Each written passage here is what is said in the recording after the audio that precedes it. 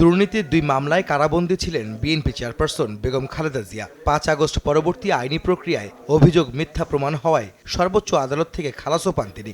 BNP নেত্রীর এই কারাবন্দী জীবন নিয়ে লেখা রাজবন্দির জবানবন্দি বইয়ের মোড়ক উন্মোচন করেন দলটির মহাসচিব মির্জা ফখরুল ইসলাম আলমগীর।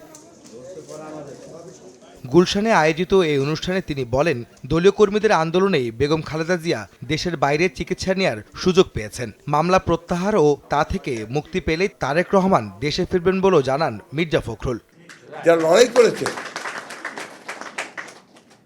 যে মহিষী নেতৃত্বের জন্য তাদের লড়াইয়ে দেশের বেগম খালেদা জিয়া এখন মুক্ত, তিনি চিকিৎসার জন্য বিদেশে যেতে পেরেছেন।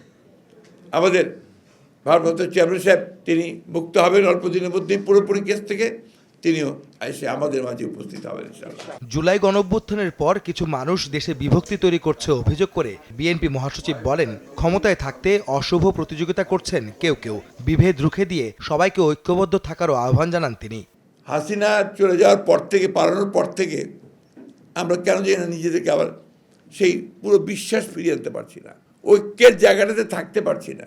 অসুস্থ একটা প্রতিযোগিতা শুরু হয়েছে ক্ষমতায় টিকে থাকবার জন্য। আর ক্ষমতা তো টিকে থাকবে তখনই যখন এটাকে তুমি সেটেল করতে পারবে, স্টেবিলিটি আসবে, স্থিতিশীলতা আসবে।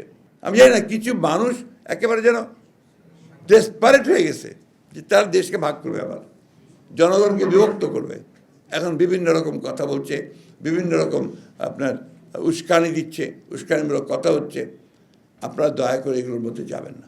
একই দিন জাতীয় প্রেস ক্লাবে এক আলোচনা সভায় বিএনপির স্থায়ী কমিটির সদস্য অবসরপ্রাপ্ত মেজর হাফিজউদ্দিন আহমেদ বলেন, নির্বাচন দিতে যত দেরি হবে ষড়যন্ত্র তত বৃদ্ধি পাবে। দেশের আইন শৃঙ্খলা পরিস্থিতিকে যদি দৃঢ় হাতে নিয়ন্ত্রণ করতে হয়, একটি নির্বাচিত সরকার প্রয়োজন। নির্বাচন দিতে যত দেরি হবে ততই শেখ হাসিনার ষড়যন্ত্র করার সুযোগ পাবে।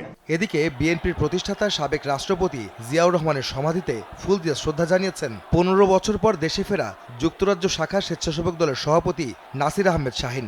এ সময় তার সঙ্গে ছিলেন দলের যুগ্ম মহাসচিব ইমরান সালে প্রিন্স সহ সংগঠনের নেতাকর্মীরা। বাংলাদেশের সীমান্ত এলাকায় ভারতের যে সীমান্ত রক্ষী বাহিনী, তারা বাংলাদেশের একটি ভূখণ্ড দখল করে নেওয়ার একটা ষড়যন্ত্র করেছিল, কিন্তু বাংলাদেশের বিজেপি তারা সেখানে প্রতিরোধ গড়ে তুলেছে, সেখানকার জনগণ প্রতিরোধ গড়ে তুলেছে।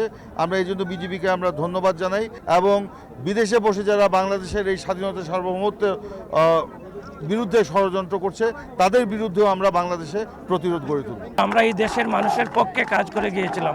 আমাদের উদ্দেশ্য ছিল বাংলাদেশে গণতন্ত্র প্রতিষ্ঠা হবে, আমাদের নেতা শহীদ প্রেসিডেন্ট জিয়াউর রহমান এবং দেশনেত্রী বেগম খালেদা জিয়া যে গণতান্ত্রিক পরিবেশ এদেশে চেয়েছিলেন, সেটার লক্ষ্যেই আমরা আমাদের নেতা জনাব তারেক রহমানকে বাংলাদেশে ফিরিয়ে আনার জন্য আমরা কাজ করেছিলাম। তাই 15 বছর বাংলাদেশে আসতে পারি নাই। আহমেদ সালেহীন, সময় সংবাদ, ঢাকা।